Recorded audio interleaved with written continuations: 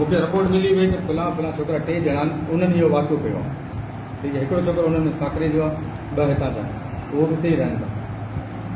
आउं सुबुह जो वियो त मूंखे वरी साॻी ॻाल्हि हिननि जे पाड़े वारनि ॿुधाई दवा हिकु माल वारा माण्हू आहे जिन ते शक आहे उहे पंहिंजो माल काए भॼी वञनि पिया।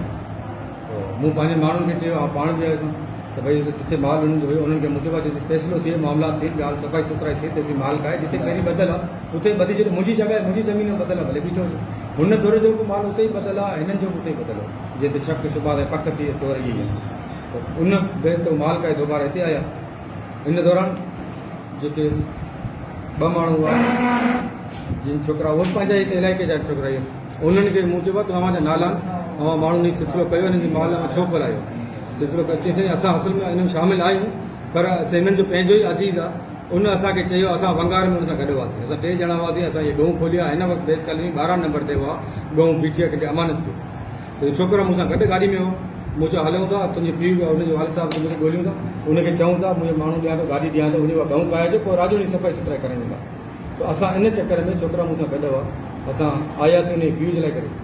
इन विच में हितां जा जेके डकैतनि इहो जिन हमिलो कयो मुंहिंजे मथां कातलाणो, उहे हमेशह चोरियूं डकैतियूं सिलसिला कंदा आहिनि, पोइ फटा करे सभु हुजूम करे माण्हुनि खे मारींदा आहिनि। इहे सिलसिला इहे केस हिननि मथां पहिरियां बि आहिनि, केस में घुरबल पिया आहिनि। इहा ई ॻाल्हि मूं जॾहिं मूं ते हमिलो थियो त मूं हुनखे चयो छो था जहिड़ो करणु चाहे, त हुननि चयो असांखे माण्हू त इहे हलनि पिया, पीउ खे ॻोल्हनि था की असीं गऊं वापसि कयूं।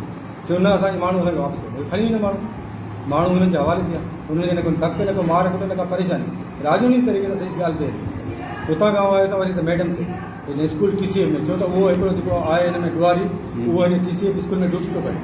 उन सां गॾु हू पंहिंजा लोकल ग्रुप आहे जेको डकैत ग्रुप आहे उनखे स्कूल ते विहारींदो आहे।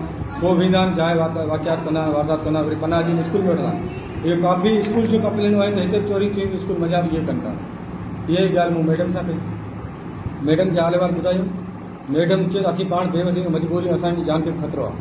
हाणे कल्ह असांजो ताज़ो फ़ैसिलो कयो, असांजे मौजूदनि खे बि घुरायो आहे, जेके ज़मीन जो प्लाट ॾिनो स्कूल जे लाइ करे, उनखे बि घुरायो मां, हुन सां ॻाल्हायो आहे। इहा मुंहिंजी ॻाल्हि हली। मैडम मुंहिंजी जेकी माण्हू परेशान था कनि या जेके अची हिते पंहिंजो अॾो बनाए वेठा आहिनि डकैती चोरी जो, उन्हनि जी लिस्ट ठाह 2-4 जेके आहिनि त आउं इंतिज़ामिया सां ॻाल्हाए इहो मसइलो हल करायां। इहा मैडम सां ॻाल्हाए ऐं ॿार इन विच में हिननि जे साम्हूं ई घर आहिनि स्कूल जे गेट ते, उहे गैंग हुआ, उहे जेके अमन कमेटी में हलिया हुआ, जिन जहिड़ा नुक़सान अॼु माण्हुनि खे पहुचाया हुआ। हिन वक़्तु क्लिप असां वटि आहिनि जेके डकैतियूं कनि पिया, जेके सरकार ते उन आहिनि क्लिप मूं वटि पई।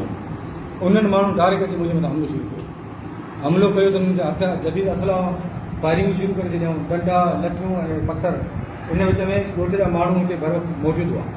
ठीकु आहे, उन्हनि मूंखे बचायो, पंहिंजे घेरे में आंदो, हिकिड़े कमरे में बंदि थियूं। उन खां पोइ हिन स्कूल बि यरगुमाल थियो, हुनजो लेडीज़ जेके टीचर्स उहे यरगुमाल थियूं, ॿार बचा बि यरगुमाल थी विया 2 कलाक। मूं एमरजेंसी तौर ते SSP सां ॻाल्हायो, SHO फ़ोन कयो, इंतिज़ामिया सां ॻाल्हायो, पर कलाक खां पोयां इंतिज़ामिया जा जेके आया आहिनि। इन विच में ॻोठ जा माण्हू, मुंहिंजा मददगार सपोर्टर जेके ॻोठाणा आहिनि, हमदर्द, उहे सभु पहुता त नुक़सान खां बचायूं। हुननि जो ज़िद इहो त असां साईं खे नुक़सानु पहुचाईंदासीं, याक़ूब खे छॾणो न आहे, हुननि खे मारे पहुचाईंदासीं। फायरिंग हुननि इहा कई।